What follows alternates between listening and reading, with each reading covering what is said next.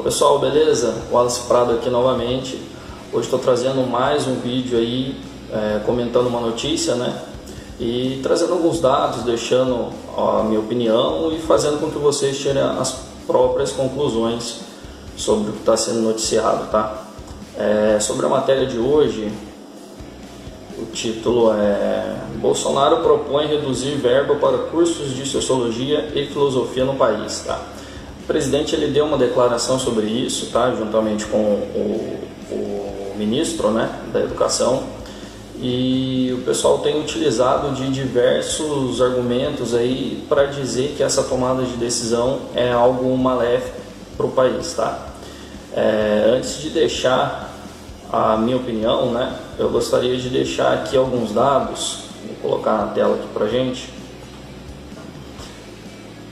Uma das promessas de campanha, né, uma das coisas ditas que seriam feitas se caso Bolsonaro viesse eleger, foi que o custo das universidades seria menor, né, seria gastos, menos recursos com universidades, né, e mais com o ensino fundamental, que é algo que deve ser priorizado, né, que é como é feito nos países de primeiro mundo, nos países mais desenvolvidos, né.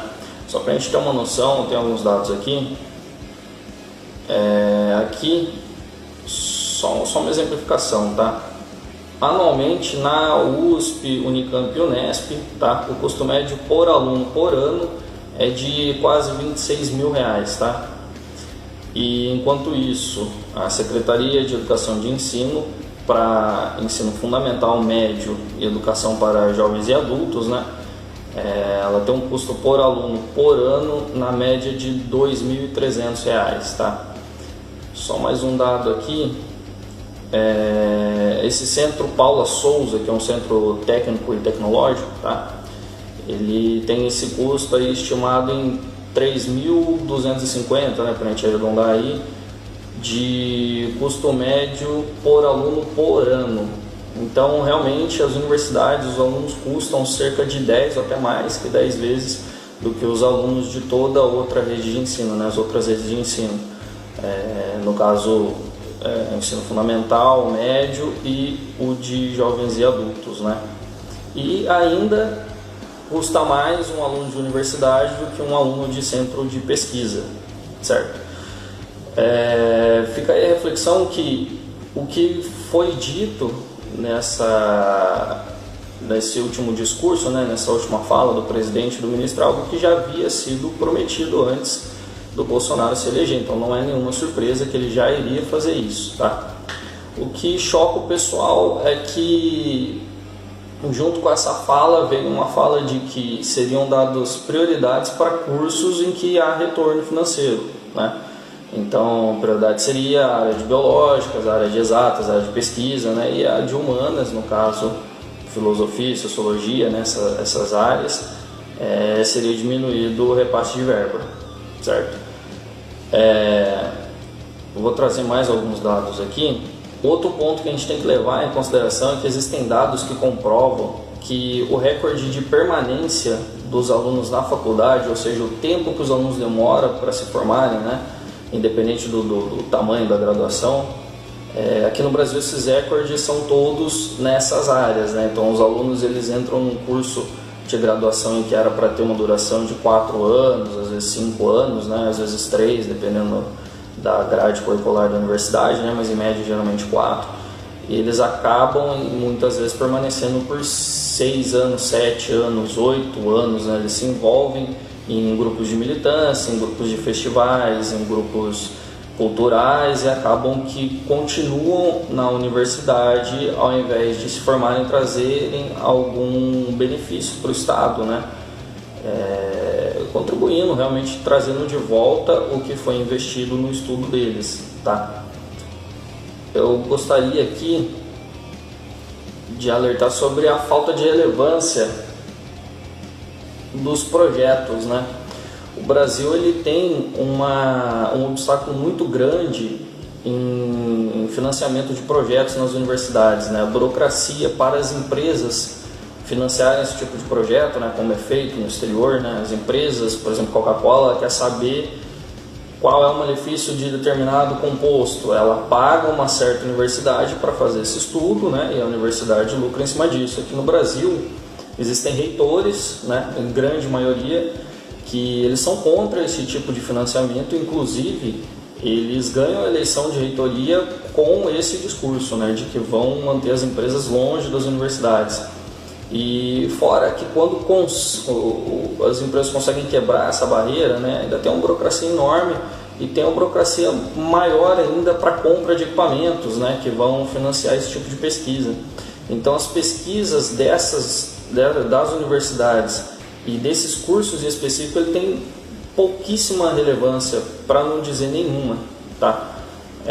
Eu gostaria de mostrar aqui, essa aqui foi uma tese minha da última graduação que eu terminei de nível superior. Deixa eu ver se consigo colocar aqui na tela. Pode ser que fique espelhado para vocês, tá? Mas é a importância da biomecânica na prática das modalidades esportivas, né? Prevenção de lesão, reabilitação, a biomecânica e a longevidade no esporte, tá? Então, só para colocar uma exemplificação, eu vou pôr mais alguma aqui na tela. Isso aqui foi uma outra graduação que eu concluí, tá? Análise biomecânica dos movimentos usados nas lutas, esportes, movimentos gínicos e dança nas aulas de educação física, contribuindo para a educação inclusiva. Essa monografia, inclusive, eu vou transformar em projeto municipal aqui na minha cidade de São José dos Campos, mas isso aí é algo para um vídeo mais para frente, onde eu vou estar explicando certinho isso aí, tá? Eu tenho um outro documento aqui, que foi uma graduação, na verdade uma extensão universitária que eu fiz, né? E teve esse trabalho de conclusão, que é a prática do DAMB no meio empresarial, a expansão forçada e seus recursos e benefícios. Por que eu estou mostrando esses dados? É só para a gente colocar um comparativo, tá? No caso meu, para não precisar citar outras pessoas, para não precisar citar conhecimento empírico, né? Eu uso conhecimento de causa. E agora eu gostaria de citar aqui uma listagem que eu fiz, né? Uma listinha de teses de mestrado, né? De graduação de mestrado, inclusive tem uma de doutorado também, dessas faculdades federais, né? E fica a critério de vocês fazer esse comparativo e ver a discrepância de relevância do que eu mostrei, né? Do que eu fiz e do que os alunos da minha turma fizeram, né? Todos os alunos de todas essas turmas, dessas graduações que eu fiz, e desses da faculdade federal, tá? Vou colocar na tela aqui, ó. Essa aqui é uma tese de mestrado, tá? Da Federal da Bahia, e o título é Fazer Banheirão, as dinâmicas das interações homoeróticas na estação da Lapa e adjacências, proximidades, né? Eu tenho um outro aqui da Universidade Federal do Rio, tá? É uma tese de doutorado, inclusive, tá? Em sociologia, onde o título é A Estética Funk Carioca, Criação e Conectividade em Mr. Catra. Eu tenho uma outra aqui embaixo com o título de Mulheres Perigosas, uma análise da categoria piriguete, tá? Isso aqui foi uma tese de mestrado da Federal do Rio também. Esse é um título bem peculiar, ó. A zoadinha é são 4, tá? Representação sobre a sexualidade e o corpo feminino negro. Especifica que não é qualquer corpo, não. Essa é da Federal do Recôncavo da Bahia, tá? E foi de mestrado também em sociologia. Outro título, Erótica dos signos nos aplicativos de pegação, processos multissemióticos e performances, né, íntimo espetaculares de si. É um mestrado da Federal do Rio de novo, tá? É bacana a gente citar a Federal do Rio porque foi o pessoal de lá, eu acho que mais se manifestou junto com o pessoal da Bahia, tá? Essa aqui é da Federal de Goiás, uma tese de mestrado que fala sobre os personagens emolduradas, os discursos de gênero e sexualidade no BBB 10. Essa foi uma tese de mestrado, tá? O título dessa, Agora Eu Fiquei Doce. O discurso da autoestima no sertanejo universitário. É um mestrado de linguística. da Unesp. Esse aqui é daqui do nosso estado. Essa aqui, o herói na forma e no conteúdo, análise textual do mangá Dragon Ball e Dragon Ball Z, da Federal da Bahia. Eu não vou negar que eu não gosto de Dragon Ball, tá? Eu não tenho mais o costume de assistir muito anime, mas fez parte da minha infância. Mas no final dessa listinha aqui eu vou explicar o porquê de, mesmo gostando de Dragon Ball, não deveria estar nessa lista aqui, tá? Experimenta-te a ti mesmo. Felipe Neto em performance no YouTube. Felipe Neto. Isso aqui foi na Federal de Minas. Foi mestrado, tá? Foi uma tese de mestrado.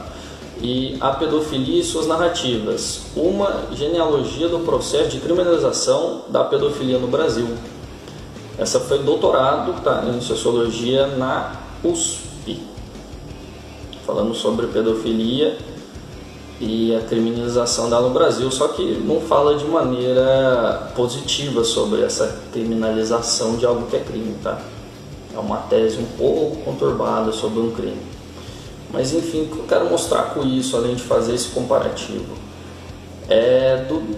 existiam dois critérios que o primeiro tutor da minha primeira apresentação, né, da primeira graduação, ele me passou, que assim, para montar um TCC, né, uma tese, uma monografia, tínhamos que atender dois critérios basicamente, tá? Dois critérios basicamente. Primeiro, a relevância daquele estudo, né, daquela pesquisa para a graduação, ou seja, o que tem a ver com o que foi passado em sala de aula, com os conteúdos, né, e o que isso tem a ver com o que vem sendo explanado na pesquisa, né, na apresentação, e depois a relevância disso para a sociedade. Então não adianta eu pincelar algo que todo mundo já conhece, eu tenho que trazer algo que pelo menos eu tenho o intuito de revolucionar ou de contribuir para a sociedade, né, para a população. Eu acho que não é o caso desses aqui que eu citei, tá, nessa listinha. Eu vou deixar a critério de vocês decidirem isso aí, tá?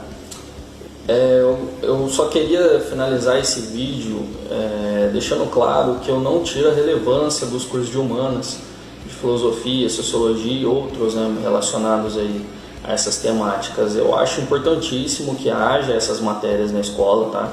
Eu tive essas matérias no fundamental, eu tive no médio, eu tive no ensino superior, em todas as graduações do superior, e eu não acho que seja interessante que seja retirada esse tipo de conteúdo da grade, porque desperta o senso crítico nas pessoas, é algo que faz você ter uma abordagem mais reflexiva sobre as opiniões, sobre os acontecimentos. Então eu acho que para a formação do indivíduo e da mente do indivíduo é importante, só que eu acho que a maneira com que vem sendo passado esses conteúdos, não só nas federais, tá? Não só nas universidades, nas escolas públicas de ensino fundamental, médio, na de formação de jovens adultos, não sei dizer, ainda não ouvi nenhum caso, tá? Não ouvi dizer de nenhum caso. Mas eu acho que a maneira com que vem sendo abordada essas disciplinas, em grande maioria das vezes, e em maior número nas federais, é uma abordagem onde o professor, ele explana a opinião dele e em cima disso os alunos tiram os conceitos, entendeu? Eu acho que tinha que ser uma abordagem mais subjetiva, algo como a indicação de autores, de livros, né? E depois uma análise dos critérios, uma análise das concepções que os alunos tiveram, e não algo pronto, tipo, o filósofo tal quis dizer isso no livro tal, no volume tal, no acontecimento histórico tal, a intenção dele foi isso. Eu acho que deveriam basear mais em fatos, né? E deixar que os alunos deixem as próprias opiniões deles serem informadas naturalmente, né? E assim, como eu disse, eu tive essas aulas, né? Eu sempre fui bem nessas disciplinas até, e realmente acontece uma grande, não diria doutrinação, mas um grande viés embutido nessas disciplinas, né? Justamente por causa disso, ela já vem algo pronto, onde muitas vezes o professor só explana a opinião dele, né? E ele traduz o que o autor quis dizer ou o que o escritor quis dizer para os alunos, ao invés de passar o conteúdo, os alunos tirarem a própria concepção, a opinião de cada um, né? Que eu acho que seria o intuito da filosofia ou da sociologia, o que é algo muito importante e nobre, né? Então, gostaria que vocês opinassem, deixassem nos comentários alguns questionamentos, algumas críticas, né, aos vídeos, ao que vem sendo falado aqui no canal, ao que foi falado nesse vídeo, né? Caso vocês gostem do que foi passado aqui, peço que vocês deixem um like, se inscrevam no canal, curtam a página, compartilhem esse vídeo, vocês recomendem aos seus amigos, tá? Ainda nessa próxima semana, acredito que no final de semana eu devo estar gravando mais alguma coisa relevante aí. Então é interessante que vocês acompanhem para ter segmento, né, no que vem sendo deixado, no que vem sendo explanado aqui no canal, né? Que o intuito é justamente esse, é comentar as notícias, né, mostrar alguns dados, passar algumas informações e deixar que vocês tirem as próprias conclusões, tá ok? Então até a próxima, pessoal, um abraço, tchau, tchau.